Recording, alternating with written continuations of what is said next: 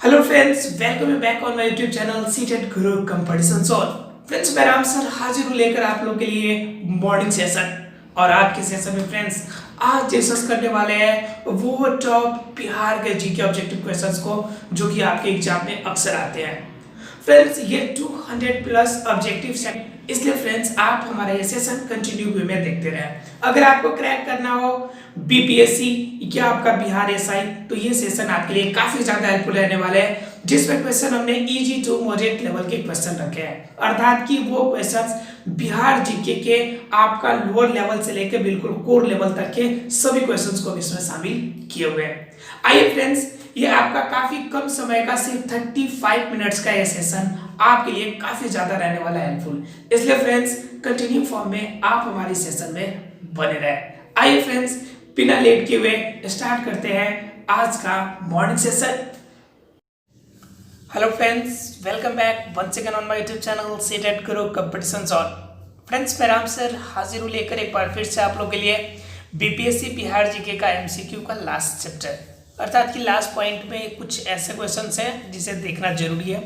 इसके बाद फिर से हम लोग कॉन्सेप्चुअल बातों पे आ जाएंगे। ये पार्ट मेनली आपका आज का पार्ट है, उसके बाद हम लोग देखेंगे कुछ नए पार्ट, कुछ नए टॉपिक्स के बारे में।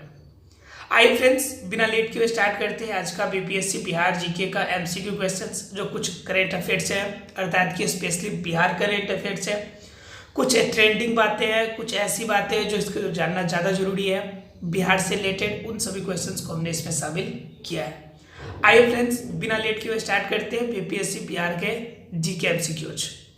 फ्रेंड्स, अगर बात करें पहले क्वेश्चंस की, तो पहला क्वेश्चन हमारा आता है फ्रेंड्स। पहले क्वेश्चन की अगर बात करें तो पहला क्वेश्चन हमारा आता है, तो वो पहला क्वेश्चन ये है। पहला क्वेश्चन है फ्रेंड्स, माफिया गिरोह को खत्म करने के लिए बिहार में निम्नलिखित में से कौन सा ऑपरेशन शुरू किया गया था। फ्रेंड्स, आज टॉप क्वेश्चंस है, बिल्कुल आपके लिए नेसेसरी क्वेश्चंस है, जिससे आपको जानना ही चाहिए, क्योंकि एग्जाम में क्वेश्चन इस टाइप के क्वेश्चंस आते ही आते हैं। फटाफट बताइए फ्रेंड, माफिया गिरोह को खत्म करने के लिए बिहार में निम्नलिखित में से कौन सा ऑपरेशन शुरू किया गया था। जल्दी करें फ्रेंड्स। और इसके सही जवाब की अगर बात करें फ्रेंड्स, इसका सही जवाब है option number D, operation cobra. Right friends, operation cobra शुरू किया गया था माफिया गिरोह को खत्म करने के लिए। राइट फ्रेंड्स, ठीक है। और ये स्पेशल आपका पश्चिम चंपारण के अंदर ऑपरेशन जो चलाया गया था वो था आपका ऑपरेशन ब्लैक पैंथर।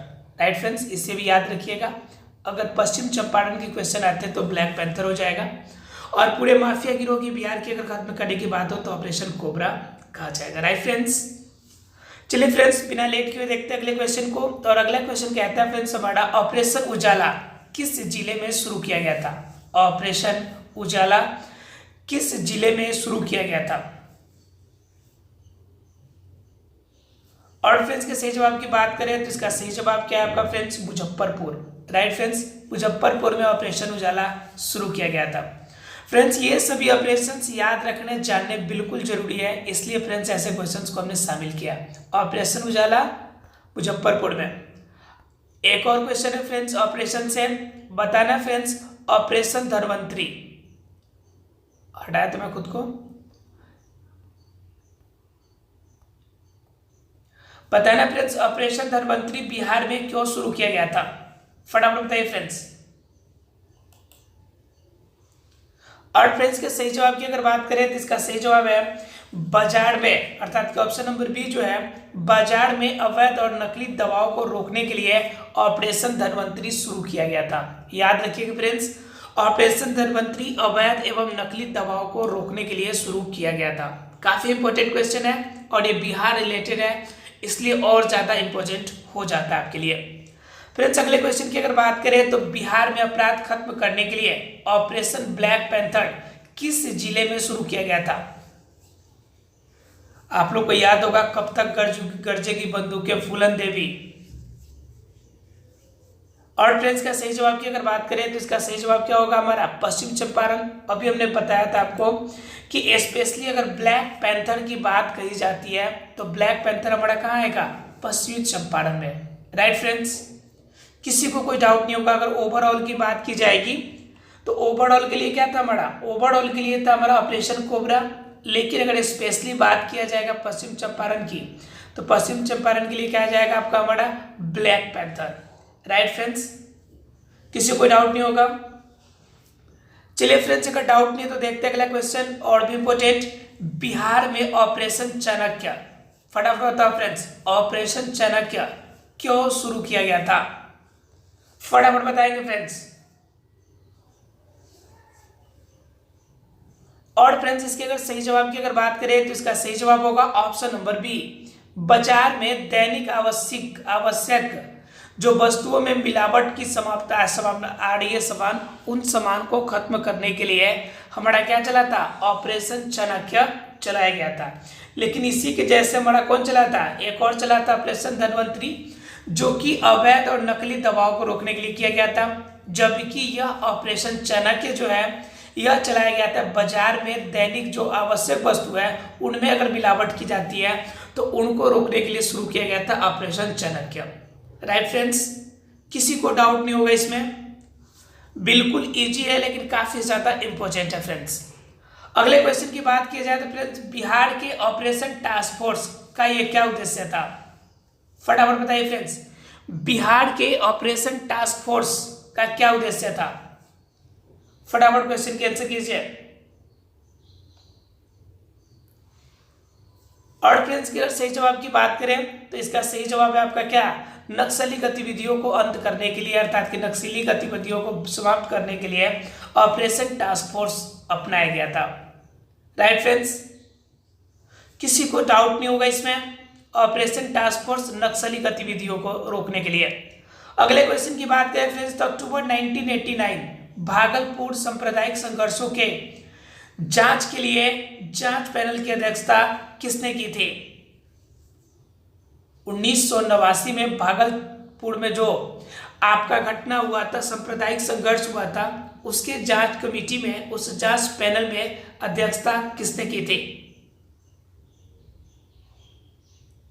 और फ्रेंड्स के सही जवाब की अगर बात करें तो इसका सही जवाब है हमारा जस्टिस एन सिंह, अर्थात कि ऑप्शन नंबर बी इसका सही जवाब है। अक्टूबर 1989 में भागलपुर सांप्रदायिक संघर्षों की जांच के लिए जस्टिस एन सिंह को अध्यक्ष के रूप में बनाया गया था।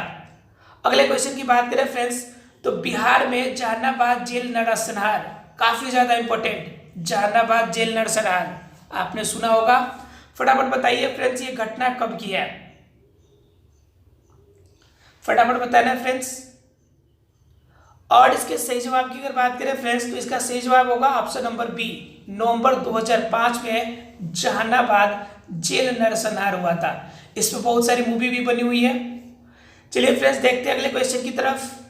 बिहार का कौन सा संगठन वामपंथी है, अर्थात कि लेफ्ट कहा जाता है, लेफ्ट जिसे कहा जाता है?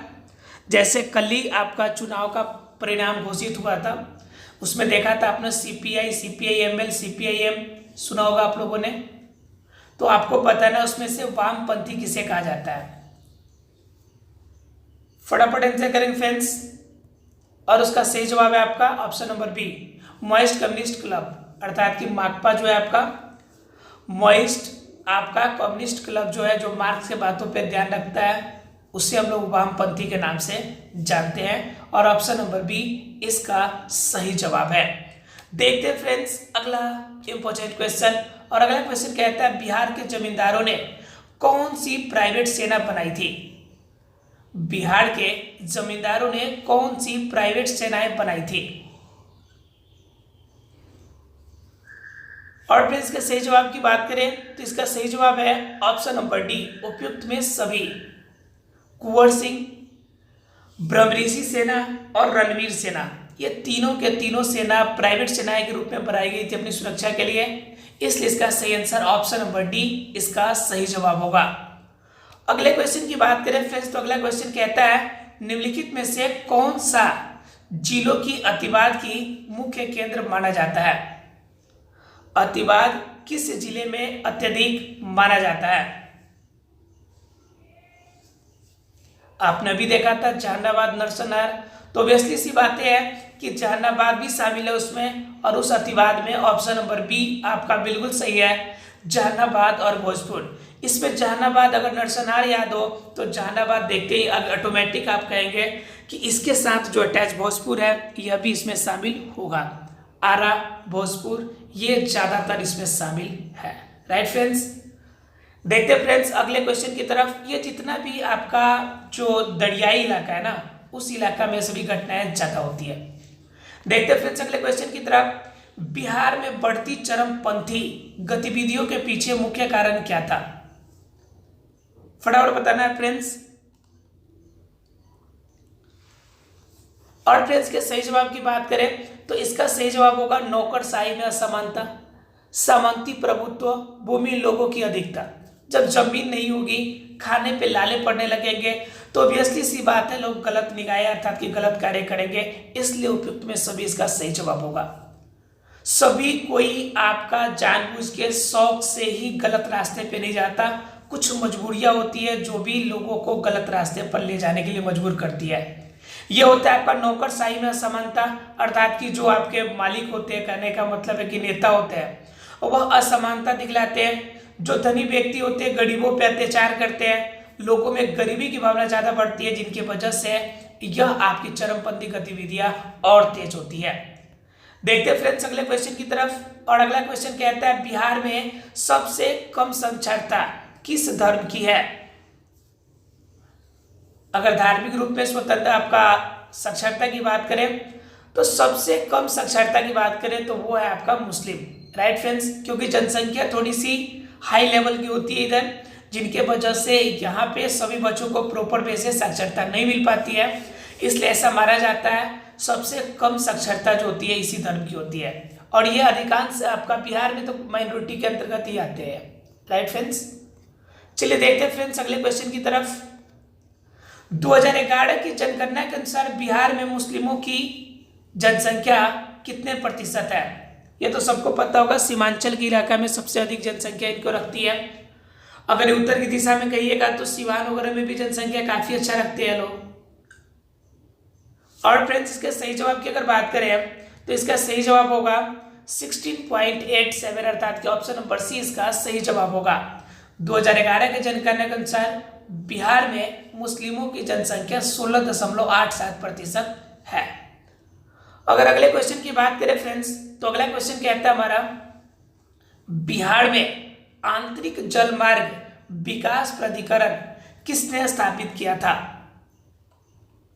बताना है फ्रेंड्स, बिहार में जो आंतरिक जलमार्ग की बात है किसने स्थापित किया था? और फ्रेंड्स के सही जवाब की अगर बात करें तो इसका सही जवाब फ्रेंड्स बिहार सरकार होगा, अर्थात कि बिहार सरकार के द्वारा ये आपका चलाया गया था। अर्थात कि जलमार्ग विकास प्राधिकरण जो था वह आपका किसके द्वारा चलाया गया था? बिहार सरकार के द्वारा। अगले क्वेश्चन की अगर बात करें फ्रेंड्स तो अगला क्वेश्चन हमारा कहता है कि इनमें से कौन सा राष्ट्रीय जलमार्ग बिहार में स्टीमर द्वारा उपयोग नहीं किया जाता है? फटाफट बताएंगे फ्रेंड्स। और इसका सही जवाब की बात करें फ्रेंड्स तो ऑप्शन नंबर डी, पटना से मीनापुर। पटना से मीनापुर जलमार्ग जो होता है उसमें स्टीमर का नहीं, सामान्य नाव का ही इस्तेमाल किया जाता है। राइट फ्रेंड्स, क्लियर है? पटना से मीनापुर क्लियर है फ्रेंड्स सबको?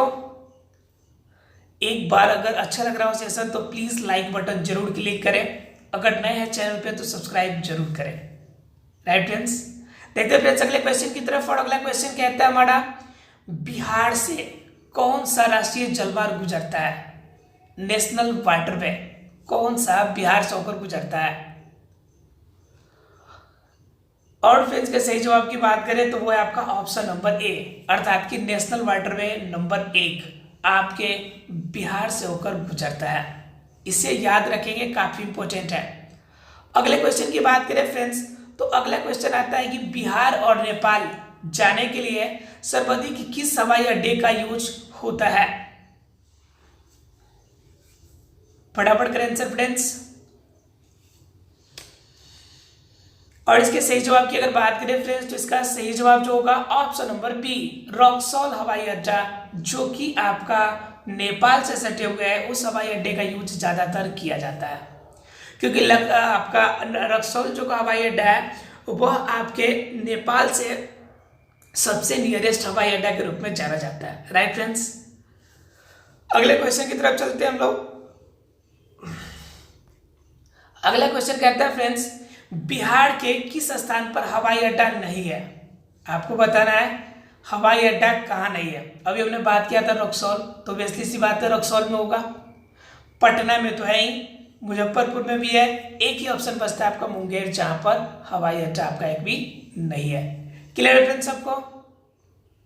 आप एलिमिनेशन के मेथड से जाएंगे तो भी आपके लिए प्लस पॉइंट रहेगा। एलिमिनेट कर दीजिए, जो पता है आपको उस पॉइंट को एलिमिनेट कर दीजिए, हटा दीजिए, जो बचेगा वो आंसर आपका सही हो जाएगा। चलो फटाफट बता दो, बिहार में कितने हवाई अड्डे हैं? अभी हमने 3 को देख लिया, मुजफ्फरपुर था, उसके बाद आपका पटना था, उसके बाद रक्सौल था। आपको बताना है इसके अतिरिक्त टोटल कुल मिलाकर कितने हवाई अड्डे हैं। और कुल मिला के बात करें फ्रेंड्स तो इसका सही जवाब कितना होगा? ऑप्शन नंबर सी, 8 हवाई अड्डे बिहार में स्थित है। क्लियर है फ्रेंड्स? देखते हैं अगले क्वेश्चन की तरफ। तो कहता है कि बिहार में कौन सी ट्रेन नहीं चलती है? कौन सी ट्रेन बिहार से होकर नहीं गुजरती है वो बतानी है आपको। और फ्रेंड्स के सही जवाब की बात करें तो कालिंगा एक्सप्रेस आपके क्षेत्र की ये है ही नहीं। कालिंगा एक्सप्रेस यह आपके क्षेत्र अर्थात कि बिहार से होकर नहीं गुजरती है। देखते हैं फ्रेंड्स अगले क्वेश्चन की तरफ। और अगला क्वेश्चन हमारा कहता है, अगला क्वेश्चन कहता है बिहार में रेल मार्गों की कुल लंबाई, बिहार में रेल मार्गों की कुल लंबाई कितनी है? और फ्रेंड्स के सही जवाब की बात करें तो 5188 किलोमीटर रहता है। तो ऑप्शन नंबर सी इसका बिल्कुल सही जवाब है। क्लियर है फ्रेंड्स? किसी को डाउट नहीं होगा? काफी इंपॉर्टेंट क्वेश्चन है। अगर सेशन अच्छा रहा हो तो एक बार और बताएंगे आप लोगों को कि प्लीज लाइक बटन जरूर क्लिक करें, फ्रेंड्स को भी शेयर करें, क्योंकि हम काफी ज्यादा इंपॉर्टेंट क्वेश्चंस को आपके लिए लेकर आते हैं, जो कि आपके लिए काफी ज्यादा हेल्पफुल होगा बीपीएससी के एग्जाम के लिए स्पेशली। राइट फ्रेंड्स, उसके बाद की बात करें तो उसके बाद कहता है क्वेश्चन, बिहार में राष्ट्रीय राजमार्ग की कुल लंबाई कितनी है? राजमार्ग की कुल लंबाई। और फिर इसका सही जवाब की अगर बात करें तो यह राजमार्ग टोटल बना हुआ है, अर्थात 2100 किलोमीटर इसका सही जवाब है। क्लियर है फ्रेंड्स? राष्ट्रीय राजमार्ग। अब बात करें बिहार में किस राष्ट्रीय राजमार्ग की सर्वाधिक लंबाई है? नेशनल हाईवे सबसे ज्यादा बिहार से कौन गुजरती है? फटाफट करें फ्रेंड्स आंसर। और इसके सही जवाब की बात करें फ्रेंड्स तो इसका सही जवाब option number C, NH-31। NH-31 Bihar से सबसे अधिक मात्रा में गुजरती है, अर्थात किसकी लंबाई सबसे अधिक बिहार में है। देखते हैं फ्रेंड्स अगले क्वेश्चन की तरफ। और अगला क्वेश्चन कहता है हमारा, बिहार के सड़कों की लंबाई कितनी है? बिहार में सड़कों की लंबाई बतानी है आपको कितनी है। अभी हमने देखा था राष्ट्रीय, अभी फ्रेंड्स रेल मार्ग को देखा तो हमने 5188। अब आपको बताना है कि बिहार में सड़कों की लंबाई कितनी है। और इसके सही जवाब की बात करें फ्रेंड्स तो ऑप्शन नंबर सी इसका बिल्कुल सही जवाब है। 76,167 किलोमीटर बिहार में सड़कों की लंबाई है। अगर स्पेशली सड़क की बात करें तो बिहार का कंडीशन काफ़ी ज़्यादा सड़क के मामले में सुधर चुका है, काफ़ी बेहतर क्वालिटी हो गया है।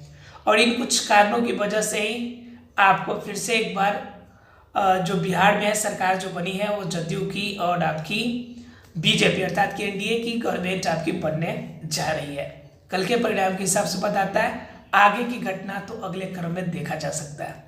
देखते हैं फ्रेंड्स अगले क्वेश्चन की तरफ। बिहार के प्रसिद्ध बांध कौन सा है? और इसका सही जवाब की बात करें फ्रेंड्स, फटाफट करें आंसर। और इसका सही जवाब की बात करें फ्रेंड्स, इसका सही जवाब कौन सा होगा? ऑप्शन नंबर ए, बदुआ बांध। ठीक है, बदुआ बांध इसका बिल्कुल सही जवाब होगा। देखते हैं फ्रेंड्स अगले क्वेश्चन की तरफ। देखिए क्वेश्चन पे ज्यादा एक्सप्लेनेशन इसलिए नहीं दे रहे हैं क्योंकि टाइम ज्यादा लग जाएगा, क्वेश्चंस को कम टेकअप कर पाएंगे। अगर किसी क्वेश्चंस पे लगता है आपको कि हमें उसकी एक्सप्लेनेशन की आवश्यकता है तो आप हमें कमेंट्स जरूर कर दीजिएगा। राइट फ्रेंड्स, कहता है बिहार में झील और जिले का कौन सा मिलान गलत है, अर्थात कि किस जिले में कौन सा झील नहीं है। और फ्रेंड्स के सही जवाब की बात करें तो ऑप्शन नंबर सी इसका सही जवाब है, पिपरावन परसा में नहीं है। बाकी कवर झील बेगूसराय में, शरावन बेतिया में, मोती झील मोतिहारी में। मोती झील तो ऐसे ही याद रहने वाला है, मोती झील मोतिहारी, राइट फ्रेंड्स। अगले क्वेश्चन की बात करें तो बताना है आपको बताना है फ्रेंड्स, सुर्खी आपको जिला और वहां के प्रसिद्ध खाने के बारे में आपको बताना है कि कौन सा मिलान गलत है। फटाफट बताइए फ्रेंड्स।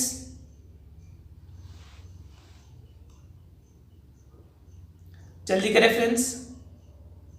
और इसके सही जवाब की बात करें तो यह सही जवाब आपका है ऑप्शन नंबर डी, बिहिया के आपका पूरी अर्थात कि मुजफ्फरपुर जो है आपका, यह गलत जवाब है। बाकी सब सही है, सुर्खी धान चिवड़ा भागलपुर में, सोन पापड़ी बक्सर में, खुरमा उधवंत नगर में, लेकिन बिहिया की पूरी जो है आपका वह मुजफ्फरपुर में नहीं है। आइए फ्रेंड्स देखते अगले क्वेश्चन अगले क्वेश्चन की तरफ। और अगला क्वेश्चन कहता है बिहार में चावल विकास और अनुसंधान संस्थान कहाँ है। और इसके सही जवाब की बात करें फ्रेंड्स, ऑप्शन नंबर बी आरा भोजपुर में है। ठीक है फ्रेंड्स, बिहार में चावल का विकास अनुसंधान कहाँ है, आरा भोजपुर में। देखते हैं फ्रेंड्स अगले क्वेश्चन की तरफ। अगला क्वेश्चन कहता है संपूर्ण क्रांति को सफल बनाने के लिए लोकनायक जयप्रकाश नारायण ने छात्र युवा संघ वाहिनी नामक एक गैर राजनीतिक संगठन का गठन कब किया था। फटाफट बताइए फ्रेंड्स। और इसके सही जवाब की बात करें फ्रेंड्स, का सही जवाब क्या होगा, ऑप्शन नंबर सी 1 जनवरी 1975 को। 1 जनवरी 1975 को उन्होंने क्या किया था, गैर राजनीतिक संगठन का गठन किया था। क्लियर है फ्रेंड्स। देखते फ्रेंड्स अगले क्वेश्चन की तरफ। और अगला क्वेश्चन हमारा कहता है कि जयप्रकाश आंदोलन के दौरान सरकार के दमनकारी उपायों के विरोध किस साहित्यकार ने अपना पद्मश्री पुरस्कार जो है वापस कर दिया था। ये फ्रेंड्स सेकेंड लास्ट क्वेश्चन है, इसके बाद एक और क्वेश्चन है और हमारा सेशन हो जाएगा कंप्लीट, राइट फ्रेंड्स।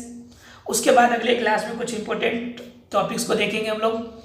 जयप्रकाश आंदोलन के दौरान बताना है कि दमनकारी उपायों के कारण कौन साहित्यकार थे जो अपना पद्मश्री वापस कर दिए थे। जैसे आप लोग देखते होंगे आपका जो जलियांवाला हत्याकांड था, उसके बाद आपका नाइटहुड की उपाधि हमारे कौन, रविंद्रनाथ टैगोर ने लौटा दी थी। तो इस तरह से आपको बताना है कि बिहार में जब जयप्रकाश आंदोलन चला था तो उसके दमनकारी आपके विरोध की वजह से कौन से साहित्यकार थे जिन्होंने अपना पद्मश्री वापस कर दिया था, और उनके नाम है फणीश्वर नाथ रेणु, राइट फ्रेंड्स, फणीश्वर नाथ रेणु।